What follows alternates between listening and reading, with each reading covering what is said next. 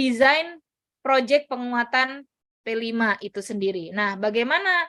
Ada beberapa langkah yang bisa Bapak Ibu lakukan di sini. Yang pertama, bisa membentuk tim fasilitator dari P5. Ya, jadi fasilitator ini kayak gini nih.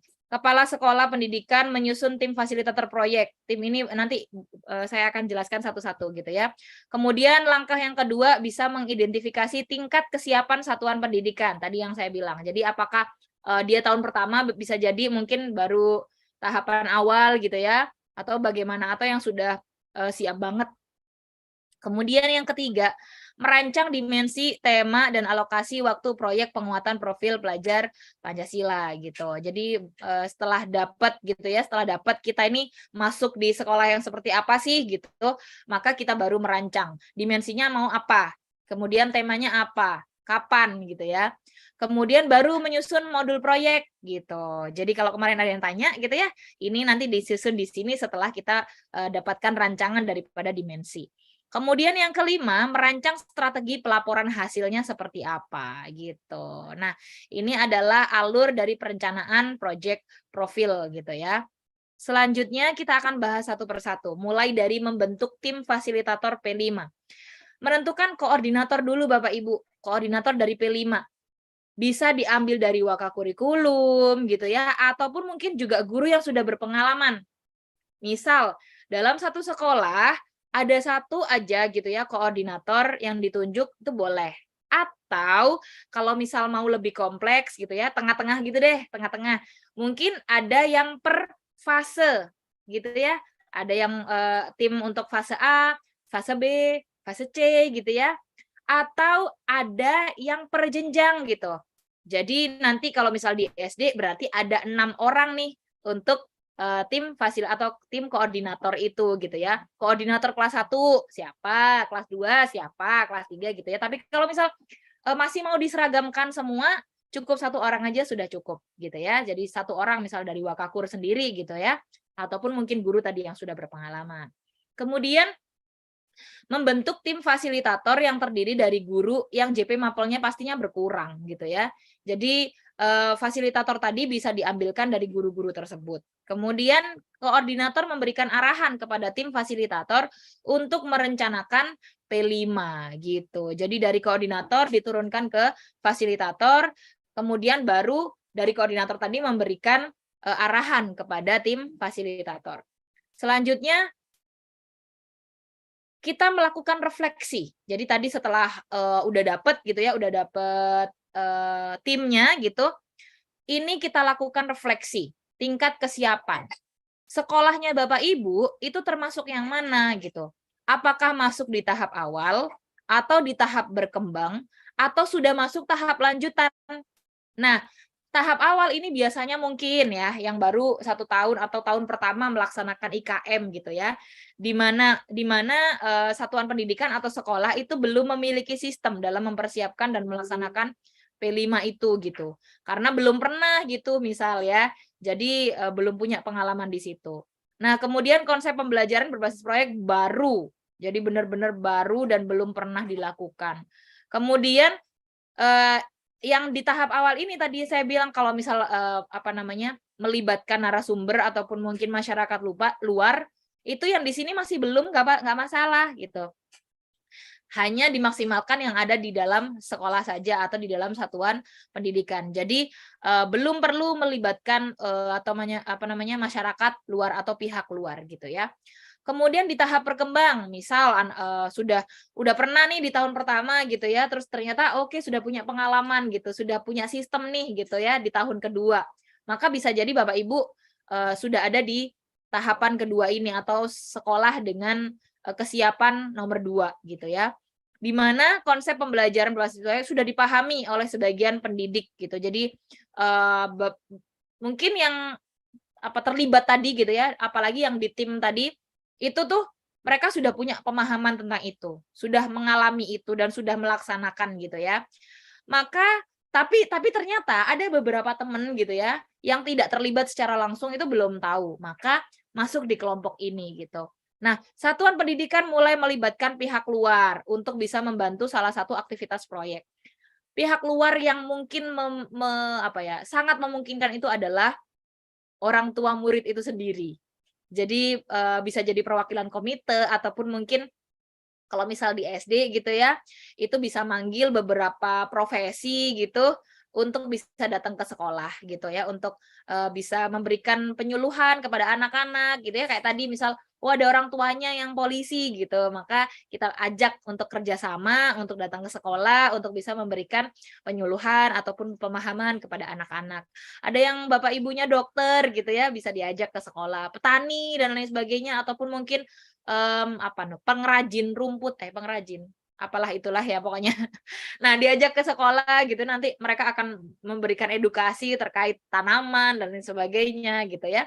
Banyak ya, gitu. Atau bahkan Bapak Ibu, bapak-bapak becak di luar sekolah kadang ya, ada yang nungguin becak ataupun mungkin bapak-bapak penjual pentol gitu ya, yang ada di luar sekolah. Kita ajak nih, bisa kita ajak masuk ke sekolah untuk kita minta untuk, memberikan pengetahuan ataupun, pemahaman baru gitu ya kepada anak-anak terkait mungkin ya kalau misal bapak-bapak pentol berarti ada hubungannya dengan kewirausahaan gitu kan.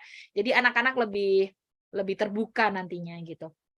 Kemudian, untuk tahap lanjutan ini udah mahir banget gitu ya, semua gurunya udah bisa, sudah tahu, sudah melaksanakan gitu.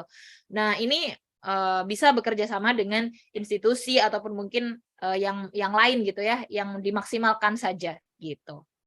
Kemudian selanjutnya, Bu Lina, tapi kalau misal kami sudah di tahap lanjutan, tapi kami tidak melakukan atau tidak, melibatkan orang luar, boleh? Ya boleh aja gitu ya, nggak masalah gitu.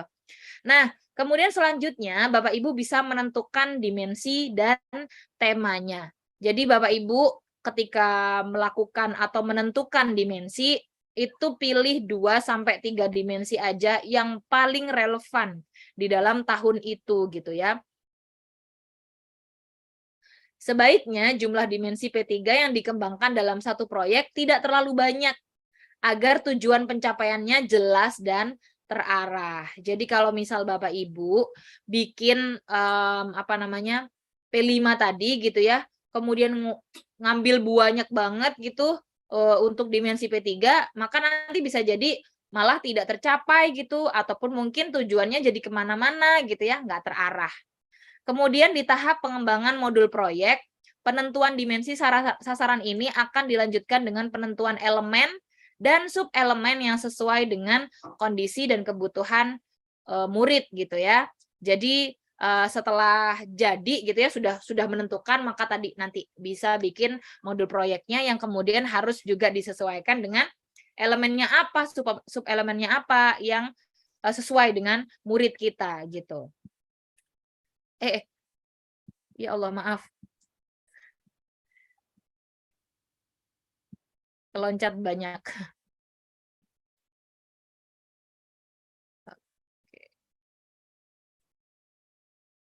Nah, sampai sini. Jadi selanjutnya penentuan tema dan topik tadi spesifik itu sesuai dengan tahapan di sekolah ya kan ya Bapak Ibu ya. Tadi kan sudah kita pelajari nih di waktu refleksi. Apakah sekolah saya masuk di tahap awal ataukah di tahap berkembang ataukah di tahap lanjutan. Nah, caranya memilih untuk tema pilihan misal satuan pendidikan menentukan tema sesuai dengan ketentuan jumlah tema di tiap jenjangnya. Jadi boleh misal jenjangnya ada berapa? 3 gitu ya. Itu pilih berarti 3 tema gitu, misal gitu ya. Kalau misal ini satuan pendidikan menentukan 3 sampai 5 pilihan tema yang dapat dipilih sesuai dengan ketentuan jumlah tema di tiap jenjang. Kemudian yang tahap lanjutan juga demikian gitu ya. Kemudian untuk pengembangan temanya seperti apa? Satuan pendidikan atau sekolah menentukan isunya apa sih gitu ya yang akan diangkat gitu. Untuk misal untuk setiap tema di semua tingkat kelas. Kemudian Bapak Ibu ini bisa nanti dicoba dipelajari gitu ya, bahwa masing-masing pemilihan tema di masing-masing sekolah itu pasti berbeda, disesuaikan dengan refleksi tadi, hasil atau kesiapan daripada sekolah itu sendiri. Jadi nggak perlu memaksakan, intinya begitu ya, tidak perlu memaksakan. Nah, ini Bapak Ibu jumlah tema yang bisa dilakukan oleh sekolah gitu ya. Ini sudah per jenjangnya. Mulai dari PAUD itu 1 sampai 2 project profil dengan tema yang berbeda. Kalau SD berarti 2 sampai 3, SMP itu 3 sampai 4. Jadi jangan lebih-lebih dari ini gitu ya. Nanti malah nggak tercapai. Kemudian SMA 3 sampai 4. Terus SMK, nah ini ada tambahannya gitu ya, ada tambahan untuk SMK. Kalau misal SMK kelas 10, itu maka bisa memilih 3 profil dengan 2 tema dan 1 tema kebekerjaan. Jadi kalau ini sudah ditentukan, oh kebekerjaan itu akan dilaksanakan di kelas 10. Kemudian kebekerjaan lagi akan dilaksanakan di kelas mana nih? Kelas 9 gitu ya. Sorry. 10, 11. Ini kelas 10, ini kelas 11. Kemudian project profil dengan tema kebekerjaan lagi di kelas 12 gitu. Jadi ada tambahannya. Kemudian selanjutnya tips Bapak Ibu. Tips dalam memilih tema. Nah, tipsnya itu yang pertama tadi harus dilihat ya kesiapan sekolahnya seperti apa gitu. Kemudian boleh nih bisa ditentukan dengan menyesuaikan kalender pendidikan di sekolah gitu ya. Misal kok bertepatan banget gitu ya dengan puasa gitu ya. Maka bisa jadi temanya nanti ada hubungannya dengan puasa gitu. Misal kayak bikin apa tuh namanya? Apa sih, takjil gitu ya, misal bikin takjil gitu ya, yang mudah-mudah gitu, teh tadi kan bisa jadi takjil ya, gitu. Nah, itu juga bisa termasuk gitu, jadi disesuaikan aja. Misal ada PHBN apa gitu ya, yang bisa dikembangkan dan bisa diikutkan dalam hal itu tuh bisa juga gitu. Kalau misal di sekolah saya itu ada yang namanya Business Day gitu, sebelumnya sudah ada itu gitu ya, sebelum ada kurikulum merdeka, kami sudah punya yang namanya program Business Day, maka itu bisa dimasukkan juga ke situ, ke dalam program atau kalender pendidikan yang ada di sekolah kita gitu. Kemudian bisa dikaitkan dengan isu-isu yang hangat Bapak Ibu. Contohnya yang paling hangat itu kemarin Bromo ya. Jadi apa namanya karena flare itu kemudian Bromo bisa hangus, terbakar dan sebagainya. Nah, ini bisa jadi proyek yang banyak banget buat anak-anak. Mulai dari bikin poster gitu ya untuk peringatan kepada orang-orang dan sebagainya, video pendek misal yang juga mungkin himbauan kepada masyarakat ataupun mungkin bisa jadi kalau misal sudah cukup besar gitu ya melakukan riset dan kemudian melakukan penghijauan di sana gitu ya dan lain sebagainya gitu. Jadi mulai dari isu-isu yang ada itu bisa diangkat. Katakan lagi misal yang sekarang itu terkait apa namanya warga di Rempang ya, warga di Rempang itu memang jadi polemik gitu ya bahwa masyarakat kita di sana itu mau digusur gitu ya untuk apa namanya pendirian sebuah industri di sana gitu. Padahal kalau misal mau dilihat dari sudut banyaknya banyak, nanti geografi dapat, ini mungkin untuk anak-anak yang sudah ini ya. Kalau anak-anak SD mungkin lebih ke bagaimana empati gitu ya, untuk menumbuhkan kepada anak-anak yang di sana. Oh ternyata ada anak-anak yang masih belajar gitu ya, kena gas air mata dan sebagainya, itu kan miris banget ya kita ya. Jadi itu bisa diangkat itu gitu ya, untuk menjadi tema-tema di dalam project profil Pancasila gitu. Kemudian Bu, apakah misal tahun ini kami sudah melakukan tema ini, terus tahun depan saya ulang lagi, boleh? Boleh ya, nggak ada yang larang, boleh Bapak Ibu, selagi itu memang mungkin memang masih dibutuhin. Katakan misal begini, hasilnya yang di tahun ini ternyata masih kurang bagus, maka dilakukan apa namanya perbaikan gitu ya, ataupun mungkin pengulangan. Toh nantinya mungkin bisa jadi ya, kalau tadi awalnya mungkin memang satu sekolah temanya sama gitu ya, terus di tahun kedua ternyata enggak, nanti mau di apa namanya, dilaksanain gitu ya tema ini hanya untuk di kelas tertentu, ya boleh. Ataupun masih harus disamakan semua juga nggak masalah gitu, mungkin cuma bagaimana sih nanti perbaikannya, seperti itu. Ataupun mungkin lebih kepada pelaksanaannya seperti apa gitu, ada bedanya sedikit-sedikit. Yang penting anak-anak akhirnya terus jadi paham gitu bahwa, oh ternyata ini yang mau dikembangkan gitu ya, jadi mereka bermakna lah istilahnya begitu. Nah, kemudian merancang alokasi waktu. Jadi alokasi waktu untuk P5 dapat dilihat di struktur kurikulum Merdeka ya Bapak Ibu. Jadi itu sudah ada, misal kalau misal agama itu berapa yang dialokasikan, terus totalnya berapa, itu sudah ada. Kemudian untuk penentuan waktu atau kapannya gitu ya pelaksanaannya, itu bisa harian, bisa mingguan, bisa pakai blocking system. Kalau harian, Bapak Ibu bisa ngambil nih 1 hari setiap pekannya, misal di hari Jumat aja itu untuk proyek gitu ya. Udah berarti memang untuk hari Jumat khusus untuk proyek gitu.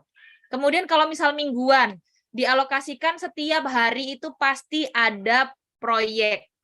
Entah itu 1 jam, 2 jam gitu ya, entah itu di jam awal atau di jam akhir gitu ya. Kalau ini saya contohkan misal diambil di jam akhir gitu ya, untuk melakukan proyek gitu. Atau blocking system. Blocking system ini misal 1 bulan penuh gitu ya, atau berapa 3 minggu gitu ya, ataupun mungkin 2 minggu cukup nggak cukup kayaknya. Nah itu bisa dilakukan gitu ya untuk bisa melaksanakan di dalam satu waktu tertentu, satu periode waktu tertentu gitu. Jadi langsung dijadikan satu gitu. Nah ini pemetaannya. Nah, Bapak Ibu, tadi kan kalau sudah alokasi waktu misal untuk anak SD ya, untuk siswa SD itu kan 252 JP nih untuk proyek gitu ya. Apakah nantinya saya ketika ngambil tema, Bu, itu masing-masing harus sama 252 dibagi 3 gitu ya, sama besar semua? Enggak. Jadi Bapak Ibu bisa nih, oh kalau misal nanti kearifan lokal aku mau 80 IJP aja. Untuk kebinekaan gitu ya, aku mau yang 100 JP aja. Untuk yang wirausaha aku mau 72 gitu. Nah, itu boleh atau misal, oh ternyata nggak bisa, kayaknya yang paling banyak kewirausahaan deh, 100 gitu ya atau 120 gitu. Karena apa? Lingkungannya lingkungan pengusaha gitu ya. Mungkin ini untuk sekolah-sekolah yang mungkin ayah orang tuanya juga pengusaha dan sebagainya, itu bisa dimanfaatin banget gitu ya untuk bisa mendobrak gitu bahwa anak-anak juga berdaya di situ gitu ya. Jadi tergantung Bapak Ibu, ini adalah kuasanya Bapak Ibu gitu untuk mengatur. Kuasanya sekolah juga gitu ya untuk mengatur berapa jam gitu untuk bisa diterapkan.